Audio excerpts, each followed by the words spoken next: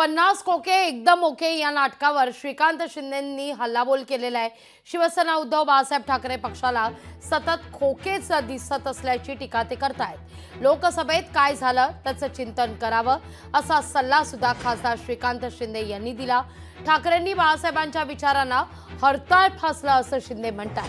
बाळासाहेब ज्यांच्या विरोधात लढले त्या काँग्रेसच्या मांडीला मांडी लावून उद्धव ठाकरे बसल्याचा टोला श्रीकांत शिंदे यांनी हाणलाय। त्यांचा रोजचा तेच चालू आहे, खोके गद्दार, त्याच्या पलीकडे ते गेलेले नाहीये। लोकसभेमध्ये काय झालं याचं इंट्रोस्पेक्शन पण केलं पाहिजे त्यांनी, उबाटाने, की काय परिस्थिती झाली आहे ती।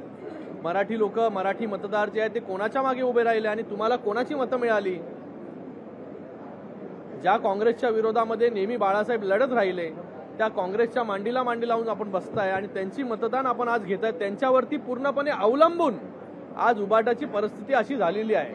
माननीय मुख्यमंत्री एकनाथजी शिंदे साहेबांच्या नेतृत्वाखाली शिवसेना, बाळासाहेबांची शिवसेना चांगली घोडदौड करते, चांगल्या प्रकारे काम करते आणि या विधानसभेमध्ये जे आहे हे जास्तीत जास्त जागा कशा निवडून येतील त्याच्यासाठी आम्ही सगळे लोक प्रयत्न करतोय।